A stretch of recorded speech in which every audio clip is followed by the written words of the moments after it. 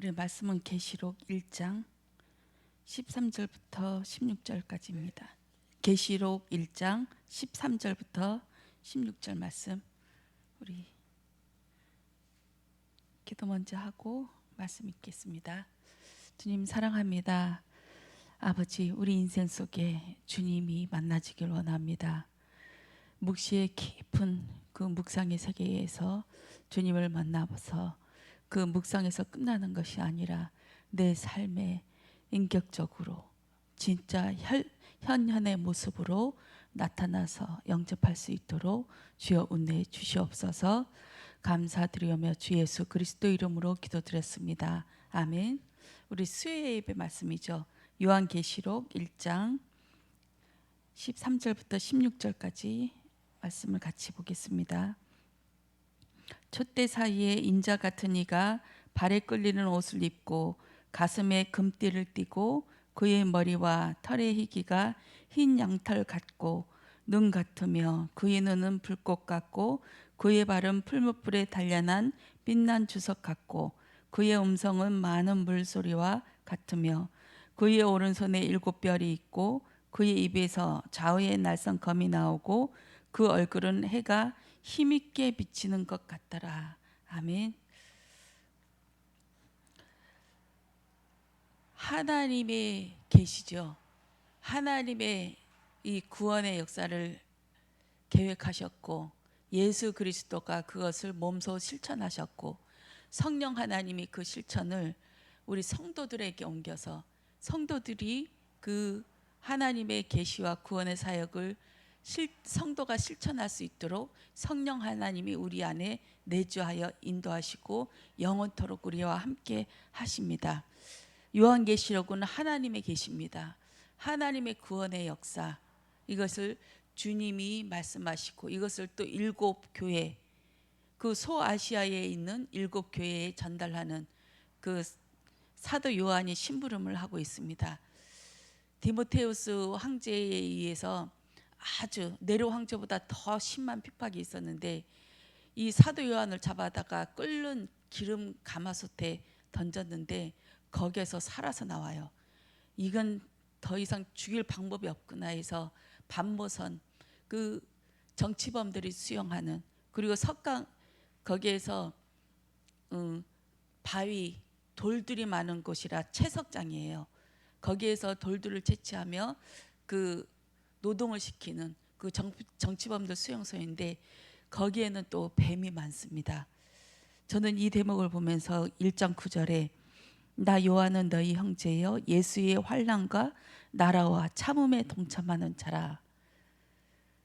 사도 요한이 편안한 아주 좋은 주막집에 앉아서 필기도구를 딱 갖추고 소아시아에 전달한 것이 아니라 뱀이 우글거리고 거기서 낮에는 거기서 노동을 해야 되고 노동 안 나오면 채찍에 맞아야 되는 이 상황에서 하나님께서 계시를 받아서 이것을 기록하였습니다. 저는 이 대목을 보면서 사탄의 역사 속에서 주님의 계시를 받아서 말씀을 선포하는 자구나. 사탄의 역사 그리고 환난, 어려움 속에서 이 환난과 어려움이 너에게는 문제가 아니다. 이것을 주님이 보란듯이 그 속 안에 집어넣고 거기에서 하나님의 계시를 선포한 것이 아닌가 이렇게 보아졌습니다. 그리고 환난이 온다는 것은 너가 진짜인 것을 보게 하시는 것입니다. 진짜가 아니면 사단이 건들지 않죠. 그냥 이 세상 흘러가는 대로 순리대로 열심히 살면 돈 벌고 또 착하게 살면 미움 안 사고 이렇게 순리대로 살아가는 건 맞는데 성도에게는 남다른 환경이 하나 더 추가됩니다. 왜냐하면 예수를 품은 자이기 때문에 사단의 공격 대상이 되는 것입니다. 그러나 이 반모섬에서 요한계시록을 이제 계시한 것을 7교회에 선포하라, 이 말씀은 너희가 환난 속 안에 있을지라도 내가 주인이다. 나 여호와 하나님, 내가 너를 지킨다. 어느 누구도 너를 해할 수 없으니까 그 환난이 너를 잡아삼킬 수가 없다. 그 핍박이 너를 죽일 수 없다. 이렇게 말씀하시는 걸로 저는 들렸습니다. 뱀이 우글거리는, 사탄이 우글거리는 그 속 안에서 우뚝 세워서 선포해. 내가 말한 거 그대로 선포해 하면서 소아시아는 그 7교회에 있는 7교회인데 7교회보다 더 많은 교회 있는데 하나님께서 정확하게 교회마다 각 특성이 있는데 이 시대에 또 각 시대별마다 하나님께서 주신 교회의 메시지인 줄 믿습니다. 그 바로 밑에 섬이 조그만한 거 있어요. 반경이 27km인데 이 제주도보다는 쭉 작지만 그렇게 작은 섬은 아니죠. 그곳에 사도 요한이 갇히고 여기에서 나온 다음에 에베소에서 그 예수님의 어머니 마리아와 같이 여생을 마치는 함께하고 그곳에서 이제 마무리하는 그 모습을 우리는 알고 있습니다. 묵상의 세계에 대해서 우리 알길 원합니다. 이 땅을 살지만 그 사도 요한은 반모섬에서 그 속 안에서 고통 속에 있는 것 같지만 묵상의 세계로 올라가 버렸습니다. 우리는 현실은 여기에서 오늘 하루를 살아야 되고 오늘 먹을 거리를 걱정해야 되고 내일 것을 걱정해야 되는 우리의 삶이지만 하나님께서는 예수님을 묵상의 세계에서 만날 때 그 반열에서 확 위로 올려서 하나님의 반열로 옮겨 가실 줄 믿습니다. 이것은 마치 사도 요한이 반모섬에 갇힌 것을 독수리가 날개를 품어서 자기 새끼를 보호하는 것처럼 이걸로 저는 알아들었습니다. 그리고 창세기 1장 2절에 하나님의 영은 수면 위에 운행하십니다. 이것은 자기 새끼를 딱 품에 안아서 벌써 이 세상을 창조하시기도 전부터 하나님이신 그 예수님이 자기 새끼 하나님의 이름에 농명된 자들 우리가 태어나지도 전에 우리의 영을 하나님이 품으셔서 운행하고 계시고 또 보호하고 계시다는 것을 보고 있습니다. 독수리는 자기 새끼를 높은 절벽 위에서 떨어뜨립니다. 떨어뜨려서 거의 막 헤매고 있고 막 소리 지르고 떨어지고 있을 때 그때 이 새끼가 날개를 쫙 펴서 네가 누구인지 알기 전에는 거의 떨어지기 직전이죠. 바닥에 거의 올 때 독수리가 확 날개쳐서 그 새끼를 등에 메고 등에 딱 앉히고 다시 올라가서 다시 떨어뜨립니다. 언제까지요? 이 독수리 새끼가 내가 누구인지 알 때 그때 날개를 쫙 펴서 지 어미와 같이 싹 날아가죠. 그때까지 하나님은 계속 떨어뜨리고 이 연단하시는 그 과정에 있는 줄 믿습니다. 독수리 새끼인 우리 그 독수리 새끼는 독수리죠. 우리는 하나님의 자녀입니다. 하나님의 자녀 그러면 우리가 하나님의 신이 우리와 함께하 있고 하나님의 신 같은 우리의 존재인데 이 땅에 파묻혀서 사단에 계속 누락질 당하고 어려움을 당하고 있는 것이 우리의 현실인 줄 믿습니다. 어느 날 나는 신 같은 존재네. 사단의 나를 어쩔 수가 없네 하면서 날개치고 올라갈 때 그때부터 보좌의 은혜가 시작되어지는 줄 믿습니다. 그 전에 헤맬 때도 하나님의 자녀요. 날개치며 올라갈 때도 하나님의 자녀 맞습니다. 그러나 이 과정 사이에 우리한테는 깊은 은혜가 있죠. 이게 어떤 사람은 평생 못 받아서 마지막 죽는 예수님을 대면하여 볼 때까지 못 보는 사람도 있고 하나님께서 은혜를 주셔서 그 순식간에 예수님을 만나는 그 사람도 있죠. 이 알아가는 과정이 은혜인 것 같습니다. 그 광야에서 헤매는 과정 이것이 우리한테는 금보다도 더한 아주 값진 시간이지요. 그리고 7 금촌대 사이에 거니시는 주님을 오늘 만나보게 됩니다. 성도의 인생 속에 예수님은 그 속 안에 딱 거니시죠. 우리 시험 볼 때 딱 일렬로 서 있고 컨닝 못하게 딱 막아놓고 이제 거기에서 감독관이 돌아다니죠. 돌아다니면서 잘 치르고 있나 없나 커닝하고 있나 없나 하면서 쭉 돌아다니며 살펴보고 있습니다. 그 주님이 우리 인생 속에 과거, 현재, 미래 속에 우리의 인생 지금 현재 시점에서도 주님이 거느시며 하나님이 신 예수님께서 우리를 감독하고 인도하시고 이끌어내시는 줄 믿습니다.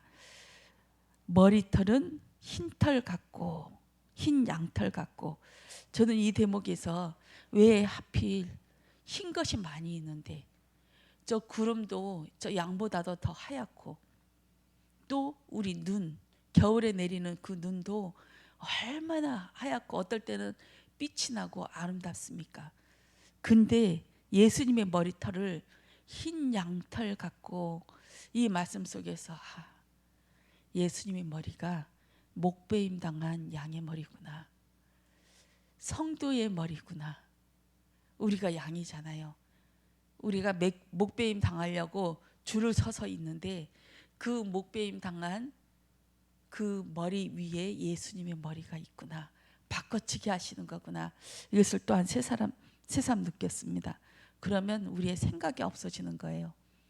내 주관이 없고 내 미래가 내가 주관적으로 인도하는 것이 아니라 나는 깃들는 종이 되고 머리 없는 생각이 비어서 묵상의 세계, 그 하나님의 머리가 있는, 예수님의 머리가 있는 성도가 되는 줄 믿습니다.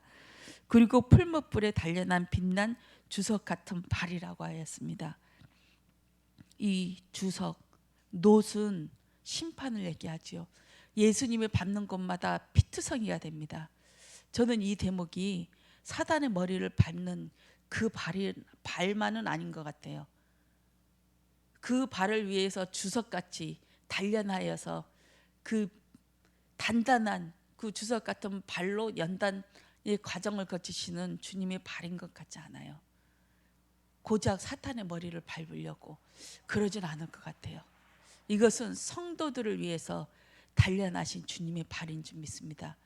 성도들 사이에 거니시면서 주님의 발이 닿는 곳마다 피투성이가 난자해요. 성도들의 그 피죠. 성도들의 그 피를 완전히 밟아버려서 예수님의 피로 다시 집어넣는, 생명이 예수 생명이에요. 예수 피가 들어가서 우리를 새 생명으로 되게 하는 예수님의 그 심판의 발인 줄 믿습니다. 그 말씀을 받을 때 딱 예수님의 발이 내 머리 위에 있는 거예요. 내 머리 위에서 밟아버리는 거예요. 그래서 예수님의 그 새로운 피, 십자가에서 그 흘린 피를 우리에게 공급해 줘서 이 땅으로 사는 것이 아니라 묵상의 세계, 하늘의 세계로 살아갈 수 있도록 하나님께서 계속 우리를 단련된 주님의 발이 우리의 머리에 임하여서 우리를 단련시켜서 또 예수님과 같이 흰 머리털이 되게끔 하나님께서 인도하시는 줄 믿습니다. 그리고 이 에스겔서 28장, 이 대목을 놓칠 수 없죠. 제가 읽어드리겠습니다. 28장 17절에서 19절 말씀. 내가 아름다움으로 마음에 교만하였으며 내가 영화로움으로 내 지혜를 더럽혔으며 내가 너를 땅에 던져 왕들 앞에 두어 그들의 구경거리가 되게 하였노라. 네가 죄악이 많고 무역이 불의함으로 내 모든 성소를 더럽혔으며 내가 네 가운데서 불을 내어 너를 사르게 하고 너를 보고 있는 모든 자 앞에서 너를 땅 위에 죄가 되게 하였더라. 아멘. 사단은 이미 죄가 된 목숨입니다. 죄가 돼서 구경거리가 되게 하셨어요. 19절에 만민 중에 너를 아는 자가 너로 말미암아 다 놀랄 것이며 네가 공포의 대상이 되고 네가 영원히 다시 잊지 못하리로다 하셨다 하라. 하나님께서 심판하셔서 사탄을, 우리가 보는 하나님의 백성들, 창세전에 그 이름책에 농명되는 하나님의 영들, 하나님께서 이 독수리 날개로 품으시는 그 영들, 우리죠. 하나님의 왕자, 하나님의 딸들이 보는 가운데서 위에서 쫓겨나서, 그냥 쫓겨난 것이 아니라 완전히 불에 태워서 죄가 되게 해버렸습니다. 이것을 이사야서 7장 4절에는 이렇게 나옵니다. 그에게 이르기를 너는 삼가며 조용하라. 루신과 아람과 르말랴의 아들이 심히 노할지라도 이들은 연기나는 두 부직갱이 그루터기에 불과하니 두려워하지 말며 낙심하지 말라. 아람 왕 루신 왕하고 북이스라엘의 마지막 왕 베가 왕이 뭉쳤습니다. 이제 남유다를 침범하려고 둘이 뭉쳐서 연합하여서 침범하려고 하니까 이 아하스 왕이 사시나무 떨듯 막 두려워 떨고 있을 때 이 이사야 선지자가 와서 얘기를 합니다. 너 두려워 떨지 마. 그것 때문에 너 두려워 떨 거 없어. 이거는 두 부직갱이야. 그것도 불에 탄 죄가 된 그 부직갱이니까 두려워 떨지 마. 너는 하나님을 믿어. 이랬을 때 그 아하스 왕 바로 뒤에는 히스기야 왕이 그 다음 왕으로 등극하지요. 근데 이 히스기야 왕의 아버지가 이렇게 자기의 아들들을 제물로 삼아 발렉 신에게 제물로 바치고 이것을 그 히스기야 왕이 어릴 때부터 봐왔단 말씀이죠. 이 아하스 왕은 극명한 두려움에 처해 있어요. 왜냐하면 이제 북이스라엘이 자기 혼자만이 아니라 아람 왕과 연합하여서 오기 때문에, 그래서 아하스 왕은 그 이사야 선지자의 말을 들어도 아니 나 하나님을 시험하지 않을 거야 하면서 거부합니다. 이럴 때 이사야 선지자가 그 유명한 말을 하죠. 처녀가 잉태하여 아들을 낳을 것이다. 그 이름을 임마누엘이라 하라 할 것이다. 이 말씀을 선포합니다. 그러나 이 아하스 왕은 그 말이 중요치 않아요. 왜냐하면 자기가 믿고 있는 애굽이 있고 다른 나라가 있기 때문에 절대 하나님을 믿지 않았습니다. 그런데 하나님께서는 이 일 후에 베가 왕이 마지막 북이스라엘의 왕이 되게 말고합니다.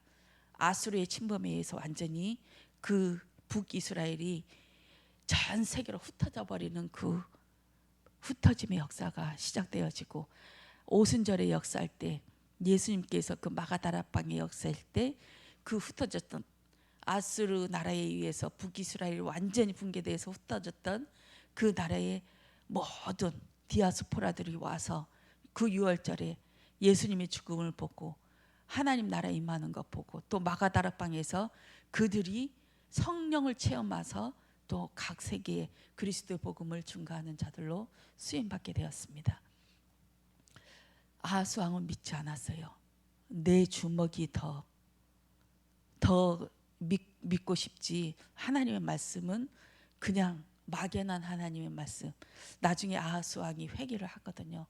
그렇게 해서 역전이 되는 삶을 살게 되어지기도 합니다.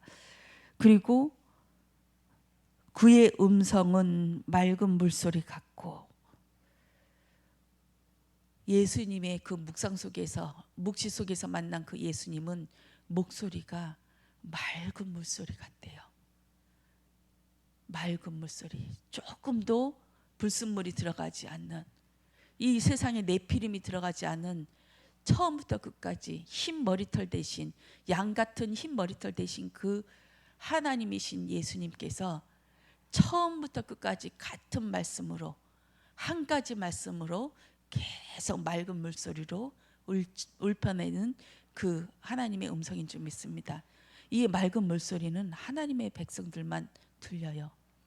무릎 꿇은 자만 하나님한테 간구하면서 주님 살려주세요 하는 이 어린 양만 들리죠. 에스겔서 47장 1절에 보면 그 가나를 데리고 성전 문에 이르시니 성전의 앞면이 동쪽을 향하였는데 그 문지방 밑에서 물이 나와 동쪽으로 흐르다가 성전 오른쪽 제단 남쪽으로 흘러내리더라.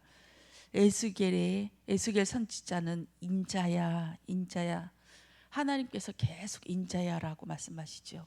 얼마나 사랑스러운지. 예수님께서 직접 인자야 하는 그 소리를 듣길 원합니다. 그 에스겔에게 자, 이것을 환상 속에 보여줍니다. 그리고 성전에 가서 동쪽에서 흐르는 물, 거기에서 흐르는 물을 보여주면서 나중에는 물에 차서 무릎까지, 허리까지, 나중에는 거기에 헤엄쳐서 갈 수 없을 만큼 잠기게 되는 그 물을 보게 하십니다. 신약에 와서는 어떨까요? 저는 요한복음 5장에 베다니 연못을 묵상하게 되었습니다. 요한복음 5장 2절에 예루살렘에 있는 양문 곁에 히브리 말로 베데스다라는 못이 있는데, 양문은 동쪽의 문입니다. 예수님께서 예루살렘에 입성하실 때 동쪽 문으로 들어오시죠. 양의 문으로 들어오시는 겁니다. 왜냐하면 제물로 들어오셔야 되기 때문에 마지막 유월절 지낼 때는 예수님께서 그렇게 입성을 하십니다.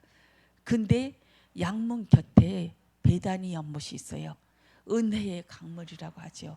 그 속에 어떤 사람들이 있는지 보시겠습니다.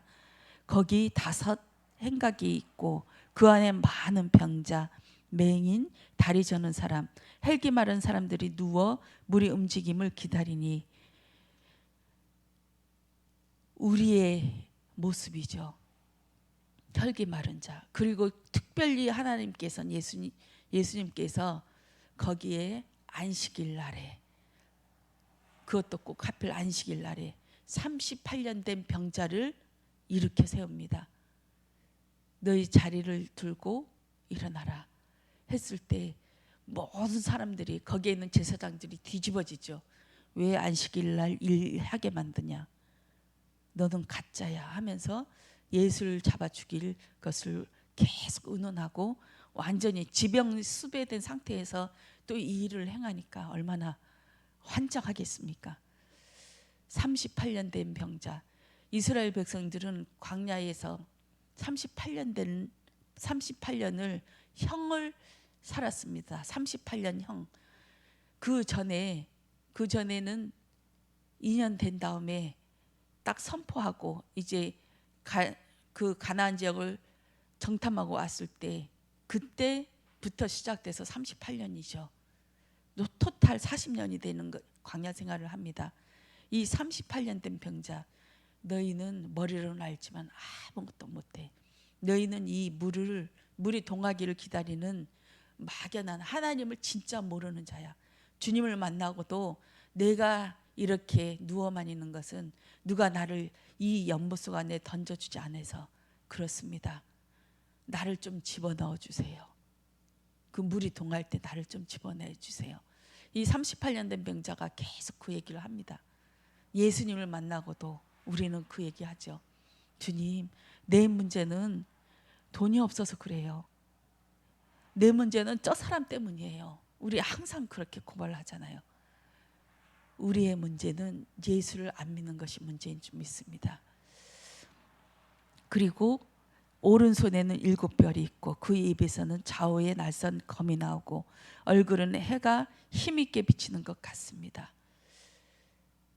저는 화요일 날 이 말씀 속에서 은혜를 받고, 또 수요일 날 이 묵시의 세계를 받고 하는데, 화요일 날 너무 힘들어서 저는 뭔가 오겠다 하면 이 느낌이 와요. 영이 감안하죠. 그래서 어떻게든 핑계대서 도망가려고 하거든요. 이 현실을 나는 도피하고 싶거든요. 그렇게 해서 쓰레기 버리러 간다고 해서 나왔는데 들어가기가 싫은 거예요. 또 그 영적 싸움 하기가 너무 싫은 거예요. 내 현실이. 그렇게 해서 그 김영 지역을 크게 한 바퀴 돌고 또 한 바퀴 돌려다가 주님한테 여쭤봤어요. 주님, 나는 왜 이렇죠? 나는 밖에 나가면 교회에서는 힘있고 능력있고 한데 왜 나의 현실, 막상 그 앞에 대면하에 서면 나는 왜 이렇게 쪼그라들죠? 뭐가 문제지요? 이럴 때 수요일 날 말씀하셨던 이 일은 목요일 날 수요 예배 끝난 다음에 그 일이 있었거든요. 그 수요 예배 딱 화요일 날부터 해서 수요일 날 메시지를 받고 힘을 얻었는데, 그 화요일 날부터 제가 그 고민을 하게 되었어요. 그 말씀 속에서 무엇을 잡았냐면 주님이 나를 보고 계신다. 불꽃 같은 눈으로 나를 보고 계신다. 이 현실에 주님이 지금 나와 함께 계시고 그 눈을 가지고 나를 지금 지켜보고 계신다. 이 말씀에 힘이 나더라고요. 영적인 힘이 나더라고요. 그래, 그러면 내가 피하고 싶은 그 내 삶 속에 주님이 나와 함께 하실 거야 하면서 이제 영적인 그 전쟁 구도, 싸움 구도를 딱 잡고 이제 들어가서 이제 영적 싸움을 하게 됐는데, 저는 느꼈어요. 그 전에는 예수 그리스도 이름으로 이 아들 붙잡고 있는 귀신이 떠나갈지어다. 그럴 때마다 더 발작하거든요. 더 힘들게 하거든요. 그래서 영적인 구도가 이제 같은 선상에 있어요. 사단과 내가 같은 반열에서 계속 총알을 쏘고 칼로 찌르고 같은 구조에 있어서 계속 피 튀기는 전쟁이 있었는데, 요번에 영적인 구도는 좀 틀리더라고요. 주님이 불꽃 같은 눈으로 나와 함께 계시고, 이 사단의 문제가 아니다. 왜냐하면 그 눈이 나와 함께 계시고 그 눈이 지금 나를 보고 계시기 때문에 어떤 상황에도 주님이 계셔서 그 어마어마한 주석 같은 그 녹 같은 이 발이 심판의 발로 나와 함께 하시기 때문에 나는 걱정할 것이 없다. 그 죄 문제를 해결하시고 촛대 사이를 거니시며 한시도 자지도 않고, 그리고 가슴에 띠를 띠고 왕 같은 그 권세를 가지신 분이 사단도 정복하지만 나까지 정복하시는, 나의 불안과 염려, 그 고질적인 각인 속에서 벗어나게 하는 그 왕 같은 힘으로 나에게 역사하신다. 그리고 내가 용서하면 다 용서하는 그 권세를 나에게 주셨다 하면서 뭔가 모르게 편안하면서 그 힘이 있더라고요. 그 늙은 종이 되어서 안식에 처할 때부터 나에게는 그 이상한 그 힘이 나요. 그건 나에게서 나오는 힘이 아니라 그냥 평안, 편안, 그냥 태평, 그냥 그 자체였습니다. 그 속에서 하나님이 불꽃 같은 눈이 이거였구나 하면서 예수님을 대면하여서 만나는 그런 시간이 되어졌습니다. 우리는 뱀처럼 우글거리는 환경에서도 살아남을 뿐만 아니라 그 속에서 예수님을 만나는 그 시간이 되어지는 줄 믿습니다. 그러면서 그 다음 날은 이제 자기 고민을 얘기하더라고요. 이제 텔레비전을 보다가 문득 베드로가 그 교황의 일대 교황이다 이 메시지를 들어서 확 들어와 버린 거예요. 그리고 예수님의 아버지가 목수인데 십자가를 이렇게 만드는 그 업을 했다. 그렇기 때문에 벌 받아서 예수님이 그 십자가에 자기 아버지가 했던 그 나무에 매달려 죽은 거다. 이렇게 메시지가 확 들어와 버린 거예요. 다른 때는 이게 안 먹혔는데 저한테는 주석같이 빛나는, 불꽃같이 빛나는 그 눈빛이 예수 그리스도와 함께하기 때문에 그 제가 선포하는 그 메시지에 영적인 힘이 있더라고요. 그렇게 해서 베드로에서 설명하고, 또 예수님이 왜 갈릴리에서 사셔야만 됐는지 그 시대적인 배경을 얘기해 줬습니다. 그 갈릴리 그 나라의 애굽에서 올라왔을 때 그 갈릴리 쪽에는 한 도시가 있는데 그쪽이 완전히 불타 없애버려 가지고 거기도 로마의 속국이었는데 그 로마의 황제에 의해서 그곳에 재건하는 그 사업을 했는데 그 예수님의 아버지 그 요셉이 목수일이었잖아요. 그렇게 해서 갈릴리에 있으면서 그 목공일을 하고 그 건물을 짓는데 하였기 때문에 그 지역에 살면서 하나님의 말씀이 이루어졌다. 갈릴리에 계신 나사렛 예수, 이 얘기를 듣게 하시게끔 거기에서 모든 환경과 그 시대적인 배경, 그 사회적인 배경까지 하나님께서는 세밀하게 역사하신 그 결과다. 이렇게 얘기하면서 한 가지 덧붙였어요. 유튜브나 텔레비전이나 이거 볼 때 뭔가 확 들어온다. 진짜 조심해야 된다. 나도 모르게 들어와 버린다. 이게 하나님의 말씀이 분별되어지고 이 기준이 묵상의 기준이 하나님을 아는 데서부터 시작되거든요. 하나님을 제대로 알지 못하고 이 복음을 모르면 그냥 보는 것마다 다 들어와 버려요. 메시지가 되어서. 그래서 예수님을 문둥병 환자 예수님으로 오해되고 또 뭐 동성애자 예수님으로 그렇게 들려버리고 왜곡된 메시지가 얼마나 많은지 몰라요. 그 진화론처럼 이것이 확확 들어와 버리면 그게 평생에 계속 걸림돌이 되어져요. 하나님 말씀이 안 들리거든요. 이게 사단의 역사인 줄 믿습니다. 하나님의 말씀을 온전히 받을 수 있길 원합니다.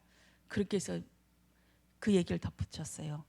성경만이 가장 안전하다.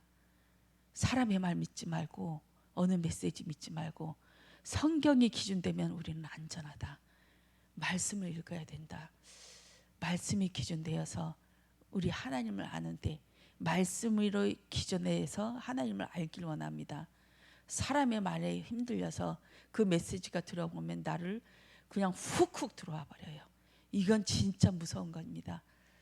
묵시 속에서 만나서 이 말씀이 나를 딱 침범하지 못하도록 나를 무장하시고 그 예수님이 나와 함께 계셔서 오른손에 7별 그 입에서 좌우로 날선 검이 와서 제대로 나의 심장을 꿰뚫는 그런 말씀으로 임하길 원합니다. 그의 얼굴은 해와 같이 빛납니다. 예수님은 그냥 해와 같이 빛난다 이게 비교를 해서 그렇지 해도 예수님의 말씀에 의해서 빛나는 것입니다. 해도 반사체예요. 예수님이 그 빛을 반사하는 반사체예요. 달도 마찬가지로 우리 성도도 반사체입니다. 어두움을 비춰내는 내 안에 빛이 없어요. 그러나 단석같이 빛나고 반석같이 단단한 그 주석 같은 예수님의 발과 제사장과 선지자로 역사하시는 그 성삼위 하나님의 구원의 능력이 해같이 빛나는 주석 같은 그런 분이 내 안에 계십니다. 내 안에 것이 항아리 깨어지듯 질그릇 깨어지듯 깨어질 때 내 안에 예수님이 빛난 줄 믿습니다. 힘을 빼길 원합니다. 예수님이 빛날 수 있도록 나의 질그릇이 깨어지는 오늘 하루가 되어지길 원합니다. 기도하겠습니다. 주님 사랑합니다. 그 주석같이 빛나는 하나님 눈빛 속에서 모든 것이 드러나게 하시고 하나님 오늘도 그리스도를 대면하여 만나는 그 묵시의 세계 묵상의 세계에 들어갈 수 있도록 말씀을 주시옵소서. 감사드리오며 주 예수 그리스도 이름으로 기도드렸습니다. 아멘. 감사합니다.